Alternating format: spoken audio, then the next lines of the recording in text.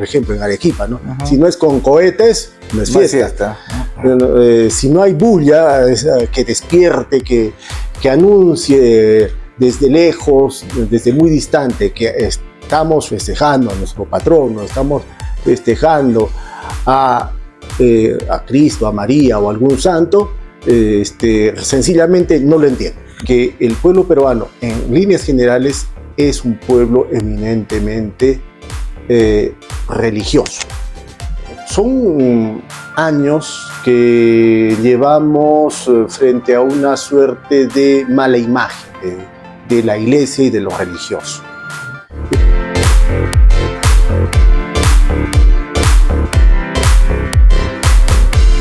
¿Cómo están, amigos de Hablando Van? Estamos a días de que se celebre la Semana Santa y bueno, Arequipa es una ciudad que siempre se ha caracterizado por lo católica que es, sus templos la caracterizan todo, y queremos hablar un poco sobre esta historia con el jefe del archivo arzobispal, el señor Álvaro Espinosa, que hoy día nos acompaña a días de Semana Santa. Señor Álvaro, ¿cómo está? Mucho gusto, agradecido por la visita y presto a responder en la medida de lo posible de mis conocimientos para que la comunidad sepa un poco más fundadamente lo que celebramos por Semana Santa. Arequipa se caracteriza por el tema religioso. Esa característica viene de años, ¿no? Así es. ¿Cómo la ve en la actualidad? ¿Sigue fuerte o ha disminuido? Indudablemente que el fervor religioso ha disminuido. No puede negarse eso, aunque también es necesario reafirmar que el pueblo peruano, en líneas generales, es un pueblo eminentemente religioso. Tiene fe, aunque en la actualidad manifiesta su fe de manera distinta a la que en décadas anteriores se observaba con toda normalidad. Ahora, digamos, por ejemplo, el hecho de santiguarse, de persignarse ante un templo que cuando yo era niño era cosa normal, los padres enseñaban a los hijos de una manera automática y natural el respeto que debía haber hacia el templo, hacia la casa del Señor, eso se observaba, ¿no? En la actualidad son muy pocas las personas que hacen esto, pero digamos, ese conjunto de elementos que parecen imperceptibles, eso es lo que compone la manifestación religiosa. Y de hecho ha cambiado la forma de manifestarse religiosamente. ¿Y por qué cree usted que ha cambiado? Es, O sea, el mundo es cierto, ha evolucionado, hay más tecnologías, y ahí al parecer hubiera una especie de moda, ¿no? De no ser religioso y de ser ateo, ¿no? Pero al punto de no respetar a los demás. Sí, son diferentes factores los que han influido sobre esa forma de ser, sobre ese comportamiento, si cabe, adverso a lo religioso y particularmente lo católico. Eh, Son años que llevamos frente a una suerte de mala imagen de la iglesia y de lo religioso. A veces fundado, pero las más de las veces son afirmaciones antojadizas o que obedecen a desprestigiar a la iglesia, ¿no? Y entonces, eso por un lado. También la nueva dinámica de la vida, la tecnología, ha hecho que las personas estén mucho más eh, pendientes de otras cosas que lo religioso, y entonces esto ha devenido en que algunos sectores que no eran creyentes hayan tomado la conducción de la sociedad, y entonces ellos realizan una serie de actos que van en contra a la manifestación religiosa. Entonces, si sumamos unos y otros, y la agitación de la vida diaria, nos vamos a encontrar con que es este panorama que observamos, ¿no? Y en todo caso, ¿cómo podemos reforzar el tema de los valores que da la religión? Porque en sí son valores que lo que da, ¿no? ¿Cómo podemos reforzar eso en esta creciente sociedad que ya no quiere creer en nada? Por un lado, reafirmando nuestra fe, es decir, esto es una opción personal, indudablemente, pero en la medida que somos iglesia, esto supone que somos comunidad. Y entonces, por un lado, es darnos cuenta que si creemos en una iglesia, estamos afirmando que somos un pueblo, es decir, que somos varias personas y no uno solo, que supere ese, llamémosle así, intimismo religioso, que supone que mi creencia es para mí, pero no necesariamente la debo manifestar, ¿sí? Porque algunos se sienten ofendidos, algunos se sienten incómodos. Si uno tiene fe, debe manifestarla y debe comportarse de acuerdo a esa fe. Y entonces, si nosotros partimos de eso, nuestro comportamiento se va a ajustar a esa fe. Y si es la fe cristiana, la fe católica, se guía por un conjunto de virtudes, un conjunto de mandamientos que hay que vivirlos, no solamente aprenderlos casi mecánicamente o de memoria, sino sentirlos, vivirlos, manifestarlos, ¿no? Y eso es lo que hizo tan interesante el cristianismo para el mundo pagano en los primeros tiempos. Era una frase que decía, miren cómo se aman.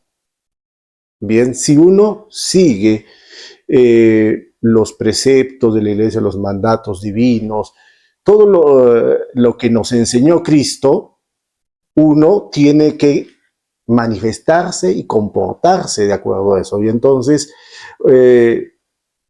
puedo estar bien con mi prójimo sin necesidad de que sea un católico, ¿no? Claro. Entonces mi comportamiento va a ser mejor y el otro, de acuerdo a eso, también va a reaccionar, ¿no? Entonces tiene que partir de uno mismo, pero también del conjunto, ¿no?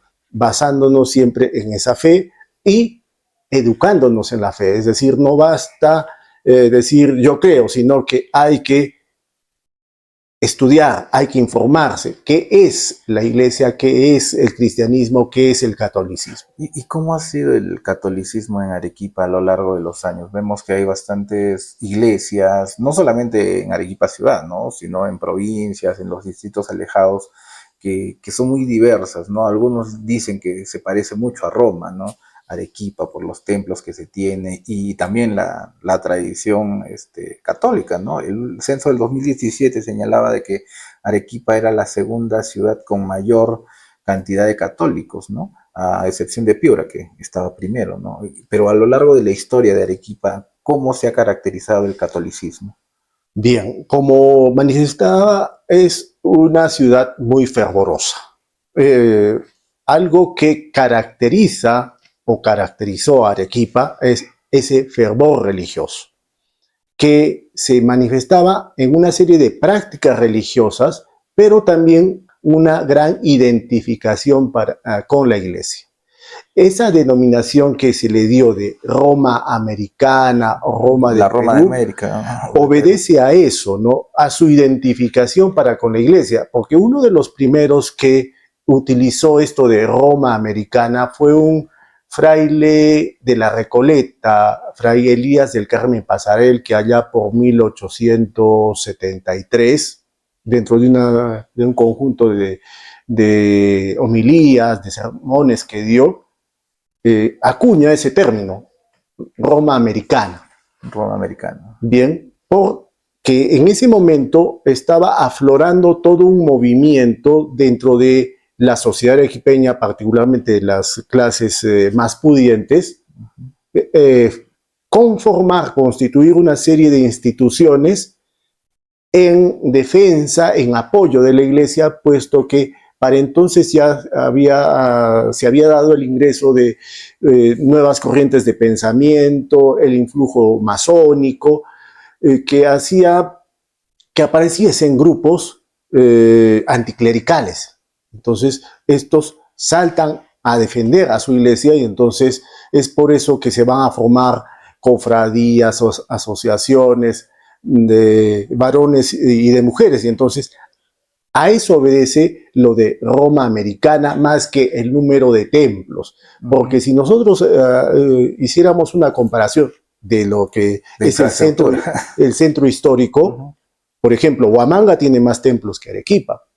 Y entonces, eso de creer que por la gran cantidad de templos que había en el centro, claro que han desaparecido varios, no es exacto, ¿no? Entonces, obedece más a la identificación que se desarrolló en ese momento por determinados sectores de la sociedad arequipeña. Y luego ya esto va a ser confirmado, reafirmado el año 1940, en que a través de un mensaje radial dado por su santidad Pío XII, habla de la Roma del Perú. Entonces, eso ha quedado en el ideario. Sí, en el imaginario popular. Somos la Roma del Perú, pero no siempre saben por qué ha recibido esa denominación. Claro, hay una confusión. A veces se piensa que es por los templos, por la gente, pero bueno, es por otros temas, ¿no? Así es. Y en el tema de, bueno, cuando empieza a acuñarse el catolicismo en Arequipa, las comunidades indígenas lo asumieron y todo lo demás, ¿fue un poco difícil en ese entonces en lo que usted ha podido revisar? Indudablemente, porque estamos hablando de dos pueblos, dos civilizaciones completamente diferentes. Por un lado está la civilización occidental representada por lo español, y por otro lado está la civilización andina representada, entre otros, por lo inca, ¿no es cierto? Una era monoteísta, con lo que ello supone, con lo que ello implica. Claro. Y la otra era monoteísta, que inclusive tenía a la naturaleza como una divinidad. Y esa idea, esa mentalidad, esa cosmovisión se fue forjando a través de miles de años, no de una generación, no de una centuria, sino estamos hablando de miles de años. Y entonces sacar eso de la mente de la población es particularmente difícil. No digo imposible, pero sí difícil. Y digamos, para ello hubiera sido necesario el fervor de los primeros cristianos. Pero estábamos hablando de 1532 en adelante. Claro. Cuando al interior de la iglesia se habían producido una serie de enfrentamientos, de divisiones, que suponen, para el caso español, un gran espíritu militante, es cierto, pero que, digamos, ya no es la forma de evangelizar de los apóstoles o de las siguientes generaciones de cristianos que arrostraban su vida por dar a conocer la buena nueva, ¿no? Entonces, ellos ya tienen otra mentalidad y utilizan muchas veces las armas para conseguir ese propósito. Pero, digamos, en esa dificultad cultural que había para difundir el Evangelio, utilizaron, por un lado, un gran fervor religioso, esa militancia de la que estamos hablando, pero también una serie de elementos que procuraban acercar al entendimiento del poblador andino ese conjunto de creencias que son un poco complicadas, ¿no? Para los mismos cristianos formados desde el nacimiento. Por ejemplo, la idea de la Trinidad, claro. Tres personas y un solo Dios. Entonces, esto es muy difícil de comprender. Y entonces, si vamos a darlo a conocer a una persona que, para empezar, no habla nuestro idioma, entonces nosotros nos vamos dando cuenta mucho la complicación. Y entonces, ¿cómo lo trataron de superar? En primer lugar, la imagen, la música. la danza, el arte. A través de ello lograron ingresar al pensamiento del poblador. Exacto. Ha dicho usted algo muy cierto. Ingresar al pensamiento, lo cual no supone necesariamente una total conversión, ¿sí? Pero sí es correcto afirmar que una buena parte de esa población andina se convierte, aunque quedó pendiente terminar la formación de ese nuevo fiel, de ese nuevo creyente. Y entonces, una de las razones por las cuales se critica mucho esto de la religiosidad popular, que es lo que vemos a diario, no es así, es esa falta de formación. Y es que es un pendiente que ha quedado a la iglesia, pero a diferencia de lo que se observaba tanto en los siglos XVI, XVII o XVIII, donde había un clero importante, ahora son escasos los sacerdotes, las vocaciones han disminuido drásticamente y entonces el trabajo a los que se ven que realizar los sacerdotes es ciertamente gigantesco y entonces no se dan abasto para estas tareas de formación y entonces en parte lo han asumido los laicos, pero sin embargo es una tarea a largo plazo porque corregir esas formas de pensar, esas formas de sentir la fe es muy difícil, ¿no? Una fiesta religiosa, si no es con, por ejemplo, en Arequipa, ¿no? Si no es con cohetes, no es fiesta. Si no hay bulla que despierte, que anuncie desde lejos, desde muy distante, que estamos festejando a nuestro patrono, estamos festejando a Cristo, a María o a algún santo, sencillamente no lo entiende. No lo entiende. Revisaba algunos archivos y veía que la década de los 80 de repente ha sido una de las más fuertes en el tema religioso. Vino el Papa, trajeron a la Virgen por todos los problemas que se había. ¿Ha sido realmente el 80 la época más fuerte del catolicismo en Arequipa? No, digamos, planteémoslo de esta manera. Había un gran fervor religioso. Si usted revisa los periódicos de fines y de comienzos del siglo XIX, de fines del siglo XIX y comienzos del siglo XX, nos vamos a encontrar que en una misma semana había una festividad, o decir, en Santa Catalina, otra en San Antonio, otra más allá y otra más allá. Es decir, un mismo día podía haber 5 fiestas religiosas a la vez.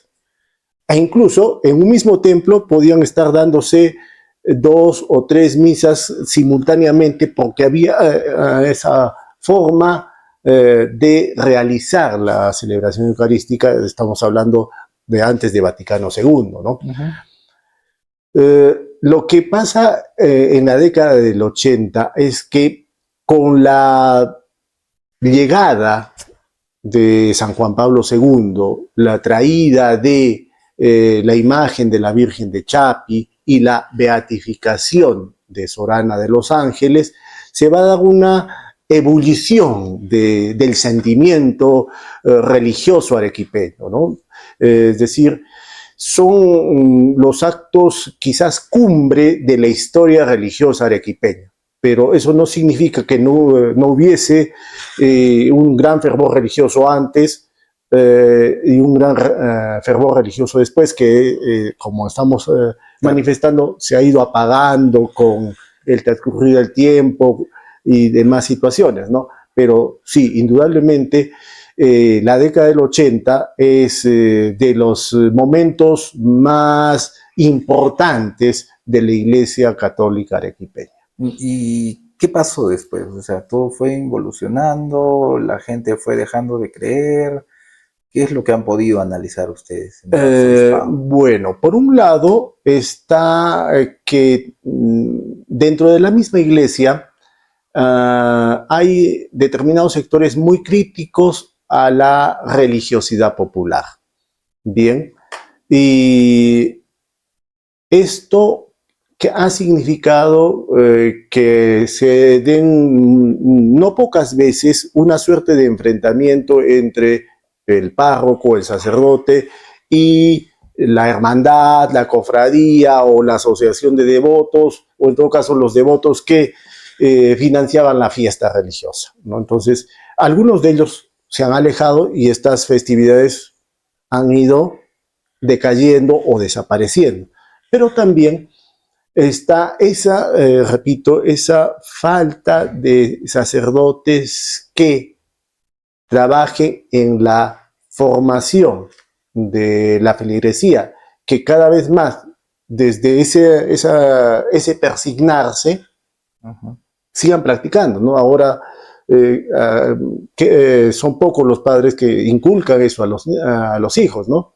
Y poco a poco los hijos Se van olvidando, ¿no? sí, o casi de la misma manera o desde el mismo momento en que cogen un biberón, cogen un celular. Entonces, prácticamente desde que tienen uso de razón, ya está utilizándose elementos tecnológicos que distraen, que van apartando a las personas de los religiosos. Entonces, y a ello hay que sumarle que en los colegios, especial el tema de los particulares, ya nos enseña la educación religiosa, ¿no? Sí, es opcional en algunos casos. Sí, o la tergiversa inclusive. Bien, entonces, como digo, la iglesia ha cambiado y muchas veces no terminan de entender cómo deben abordar el fenómeno de la religiosidad popular, porque hay que darse cuenta que en pueblos como el Perú es la religiosidad popular la que es la cara de la iglesia. No siempre es que acudan a misa, que ciertamente es lo que debieran hacer. Claro. Pero ahí está la formación, ¿no? Ahí está el trabajo que debe hacerse para llamar nuevamente a los fieles al templo para que participen, para que constituyan plenamente esa comunidad que es la iglesia. Y bueno, también está la influencia de otras confesiones religiosas que han ganado muchos prosélitos, entonces es todo un proceso bastante complejo, ¿no? Sí, porque ahora hay bastantes congregaciones, no sé si de llamarles, o grupos de cristianos, como Sí, ellos les dicen, ¿no? así es. Que han aparecido un montón, que tienen una logística mucho mayor a la Iglesia Católica, y se puede decir que les han quitado algunos creyentes, ¿no? Sí. ¿Qué nos diferencia el catolicismo del cristianismo? O sea, A ver, para nosotros los católicos, la iglesia es una. La auténtica iglesia es una, que es la católica. Sin embargo, como manifesté hace un momento, en diferentes circunstancias ha habido malas interpretaciones de la Biblia, de las enseñanzas apostólicas, y eso supuso que en determinados momentos grupos se separasen de la iglesia. Porque, repito, son interpretaciones erróneas de la iglesia. Por ejemplo, la iglesia sostiene la existencia de 7 sacramentos. Esas otras denominaciones no las aceptan. Pero si nosotros leemos detenidamente la Biblia, que es la base de nuestra fe, es decir, la palabra de Dios, nos vamos a encontrar que uno a uno sí están recogidos en el Nuevo Testamento. Y entonces, no es que la iglesia se las haya inventado, sino es que el propio Cristo las dejó señaladas. Entonces, esas interpretaciones es lo que diferencia la Iglesia Católica de otras iglesias, ¿no? Están los sacramentos, está el culto a la imagen, etcétera, ¿no? Son diferentes cuestiones que es lo que supone que nosotros seamos católicos y que otros sean bautistas, luteranos, anglicanos y un largo etcétera. Etcétera, etcétera. Bueno, vemos qué es lo que va pasando y esperemos que esta sea una Semana Santa de reflexión y de unión, ¿no? De las familias. Es lo que se quiere. Señor Alba Espinosa, muchas gracias por su tiempo. Es que para servirles.